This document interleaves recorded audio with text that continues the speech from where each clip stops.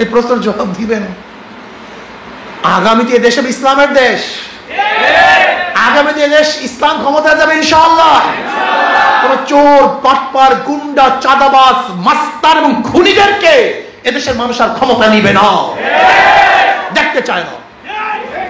আগামী দেশ হবে ইসলামের দেশ, জুলুম নির্যাতন মুক্ত এক দেশ হবে, যেখানে জুলুম থাকবে না, অত্যাচার থাকবে না, অবিচার থাকবে না, যেখানে খুন থাকবে না, খারাপি থাকবে না, লুট থাকবে না, ব্যবসায়ীরা ব্যবসা করবে, চাঁদা দিতে হবে না, ড্রাইভাররা গাড়ি চালাবে, রাস্তায় থামিয়ে কেউ চাঁদা গ্রহণ করবে না, শিক্ষার্থীরা প্রতিষ্ঠানে যাবে, খুন হবে না, গুম হবে না।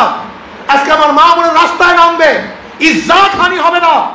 আজকে বাংলাদেশের কোন মানুষ ক্ষুধার্ত অবস্থায় থাকবে না, বাংলাদেশের একজন বস্ত্রহীন মানুষ আর বস্ত্রবিহীন থাকবে না, বাংলাদেশের একটা গরিব আর চিকিৎসাহীন মারা যাবে না, বাংলাদেশের এই জনগণ আর ওই গোলামী চুক্তিতে আবদ্ধ হবে না, বাংলাদেশের এক ইঞ্চি মাটিকেও কোন দেশ আর দখল করার চিন্তাও করবে না ইনশাআল্লাহ।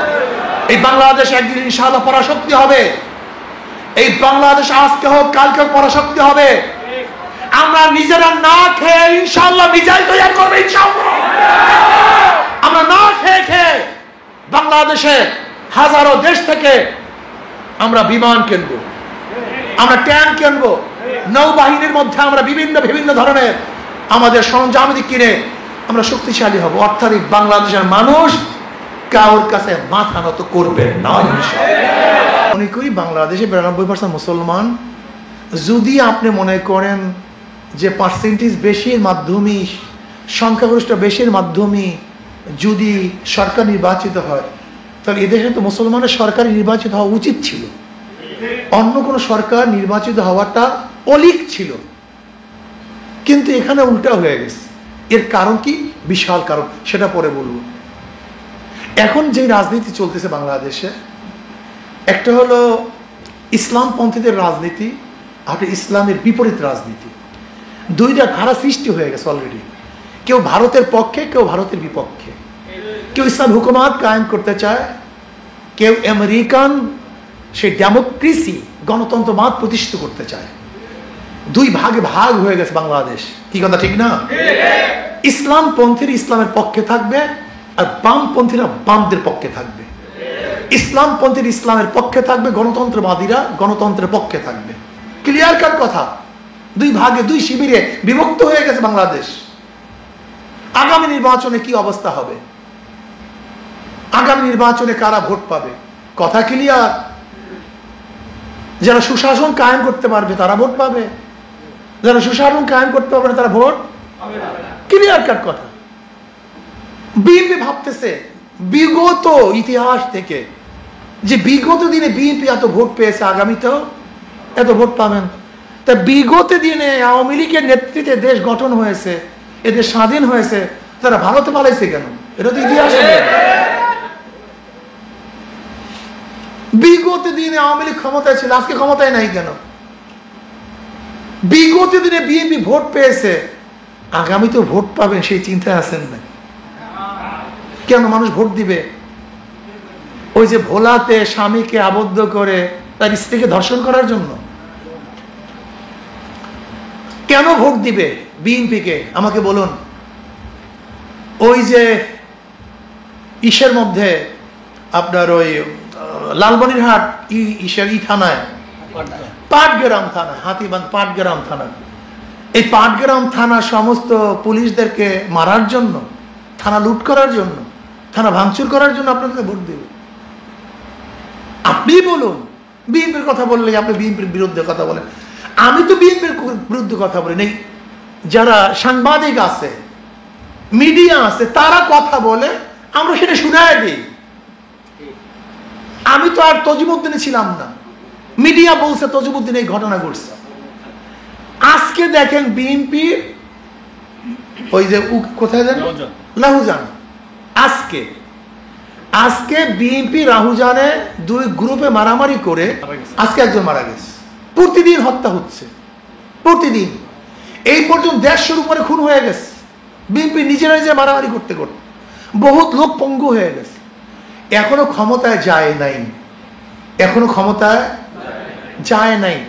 তাতে যদি এই অবস্থা হয়, তাই ক্ষমতায় গেলে অবস্থাটা কি হবে আমাকে বলুন তো? ক্ষমতায় গেলে অবস্থাটা কি হবে এটা বুঝতে হবে আপনাকে। এদেশের মানুষ এখন সেই মানুষ আর নাই। মানুষ সচেতন হয়েছে, মানুষের চক্ষু খুলছে, মেধা খুলছে, মানুষ দেখতেছে। আজকে বিএনপির চাঁদাবাজির অবস্থাটা কি? এমন কোনো জায়গা নাই যেখানে চাঁদা তুলে না বিএনপি, এমন কোনো জায়গা নেই। আমরা প্রতিদিন খবরের কাগজে বা টেলিভিশনে দেখছি, এগুলো সামান্য। যেরকম বরফের উপরের অংশ যা দেখা যায়, নিচের অংশটা কিন্তু তার চেয়ে অনেক বেশি থাকে। আমি কথাটা বোঝাতে পারিনি। সাগরের মধ্যে বরফ জমে, আমাদের দেশে তো বরফ জমে না, আপনি বুঝবেন না। সাগরের মধ্যে বরফ জমে, দেখা যায় ছোট্ট একটা খণ্ড, উপরের খণ্ডটা যতটুকু দেখা যায়, নিচের খণ্ডটা তার চেয়ে অনেক অনেক বেশি বড় হয়। আমাদের কাছে বর্তমান বিএনপির দুর্নীতি, চাঁদাবাজি যত প্রকাশিত হয়, তার 1000 গুণ বেশি তারা চাঁদাবাজি করতেছে। আজকে আমাদেরকে তারা বলে আওয়ামী লীগের দালাল। আমরা নাকি আওয়ামী লীগের সহযোগিতা করেছি। রাজনীতি করবেন, জেনে শুনে রাজনীতি করেন, বক্তব্য দিবেন, অথেন্টিক বক্তব্য দেন। ইসলামী আন্দোলন বাংলাদেশ আজ পর্যন্ত প্রশ্নবিদ্ধ কোন জাতীয় নির্বাচনে অংশগ্রহণ করেনি। 14 নির্বাচনে ইসলামী আন্দোলন অংশগ্রহণ করেনি। 18 নির্বাচনে সবাই অংশগ্রহণ করেছে। বিধায় ইসলামী আন্দোলন বাংলাদেশ তখনও গণভবনে যায় নাই। তখন কিন্তু আওয়ামী লীগের সবাই, বিএনপি সবাই গেছে। ফখরুল ইসলাম আলমগীর পর্যন্ত সে কিন্তু গণভবনে গিয়েছিল শেখ হাসিনার কাছে।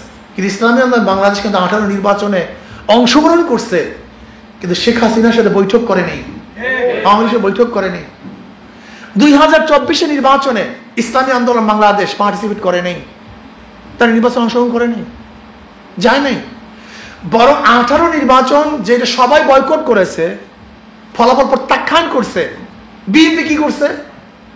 সেই অবৈধ সংসদে 2018 থেকে 2022-এর 10ই জানুয়ারি পর্যন্ত,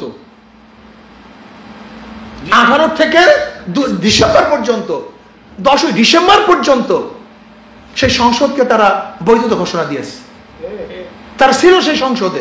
এখন আপনারাই বলেন, অবৈধ সংসদে যে বিএনপি 4-5 জন সদস্য গিয়ে পুরা নির্বাচনটাকে বৈধতা ঘোষণা করছে, তারা আওয়ামী লীগের দালাল না আমরা আওয়ামী লীগের দালাল?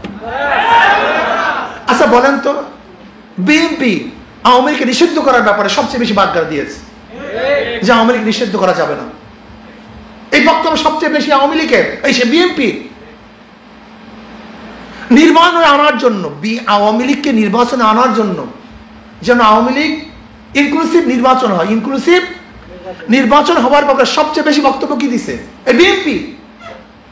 আওয়ামী লীগকে নির্বাচনে আনার জন্য সবচেয়ে বেশি বক্তব্য হলো কার? বিএনপি। আওয়ামী লীগের সমস্ত সম্পত্তি দখল করছে কে? এস আলম গ্রুপের সমস্ত সম্পত্তি কার কাছে? এস আলমের সমস্ত গাড়ি কার কাছে? খুঁজিয়া দেখুন, আমার খোঁজার দরকার নেই। হাজার হাজার লক্ষ লক্ষ কোটি কোটি টাকা দিয়ে আওয়ামী লীগকে বাংলাদেশের ভারতে পাচার কারা করছে, একটু খুঁজে দেখেন তো আপনারা, ভালো মতো খোঁজেন তো, তাহলে বুঝতে পারবেন কারা এই কাজগুলি করছে। এখন প্রশ্ন করতে পারেন, হুজুর আওয়ামী লীগকে বিএনপি নির্বাচনে আনতে চায় কেন? এটা মারাত্মক প্রশ্ন। যেখানে প্রতিপক্ষ বিএনপির আওয়ামী লীগ, সেখানে আওয়ামী লীগ না থাকলে তো বিএনপি পাশ করবে, তাহলে আওয়ামী লীগকে তারা নির্বাচনে আনতে চায় কেন? একদিনও চিন্তা করছেন কেন আনতে চায়? একদিনও চিন্তা করেন। বলেন তো, আওয়ামী লীগ বিএনপি যখন নির্বাচনে অংশগ্রহণ করেছে, বিএনপি ভোট গ্রহণ করার জন্য তাদের বক্তব্যটা কি ছিল মনে আছে? আওয়ামী লীগ ঠেকাও, টুপি থাকবে না, দাড়ি থাকবে না, মসজিদ থাকবে না, মাদ্রাসা থাকবে না, ভারত হয়ে যাবে। বলতো এছাড়া বিএনপি ভোট নেওয়ার আর কোনো বক্তব্য শুনছেন আজ পর্যন্ত? হ্যাঁ, 100 বক্তব্য দিতে পারে আওয়ামী লীগ, কেন ভোট তাদেরকে দিবেন? 100। কিন্তু আমাকে একটা বক্তব্য শুনান যে এই বক্তব্যের কারণে বিএনপি ভোট নিবে। একটা বক্তব্য আমাকে শুনান তো, একটা নেগেটিভ আমাকে দেন। একটা যুক্তি আমাকে প্লেস করুন যে এই যুক্তির কারণে মানুষ বিএনপিকে ভোট দিবে। একটা যুক্তি দেন। 91 থেকে 96 পর্যন্ত বিএনপি ক্ষমতায় ছিল না? 2001 থেকে 2005 পর্যন্ত বিএনপি ক্ষমতায় ছিল না? আচ্ছা আমাকে বলুন, যে বিএনপি 91 থেকে 96 তো ক্ষমতায় ছিল, সেই বিএনপি 96 আসতে পারে নাই কেন? যেই বিএনপি 2001 থেকে 2005 পর্যন্ত ক্ষমতায় ছিল, 2006 পর্যন্ত, তারা 2008-এ ক্ষমতা আসতে পারে নাই কেন? বিপুল ভোটে হারছে কেন? এর কারণটা কি? যদি বলেন বিএনপিকে এই এই কারণে ভোট দিবে, একটা কারণ আপনি যৌক্তিক একটা কারণ উপস্থাপন করতে পারবেন না। যদি বলেন উন্নয়নের চেয়ে 1000 গুণ বেশি উন্নয়ন করছে আওয়ামী লীগ, 1000 গুণ বেশি। এরপর আওয়ামী লীগকে কেন মানুষ প্রত্যাখ্যান করছে? জুলুম, অত্যাচার, অবিচার, চাঁদাবাজি, গুন্ডামি, মাস্তানি, মানুষের অধিকার হরণ করা। আজও বিএনপি সেই কাজটাই করতেছে, জুলুম করতেছে, অত্যাচার করতেছে, অবিচার করতেছে, মিথ্যা বক্তব্য ছড়াইতেছে, কটূক্তিমূলক কথা বলতেছে। যদি আওয়ামী লীগ এত উন্নয়নের পরেও জুলুম নির্যাতন করার কারণে আওয়ামী লীগকে দেশে মানুষ প্রত্যাখ্যান করতে পারে, তা আপনি তো ক্ষমতায় আসেন না, আপনার ভোটকে প্রত্যাখ্যান মানুষ করতে পারে না? হ্যাঁ, এর জন্যই তো বিএনপি চায় আওয়ামী লীগ ক্ষমতায় আসুক, যেন এই বক্তব্য দেবে আওয়ামী লীগ ঠেকাও, আওয়ামী লীগ ঠেকাও।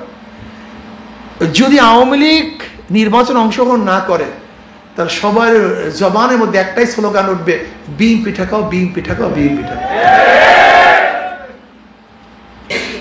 আপনি ভেবেছেন সে আগের পুরানো কেসা কাহিনীর দ্বারা ভোট গ্রহণ করবেন?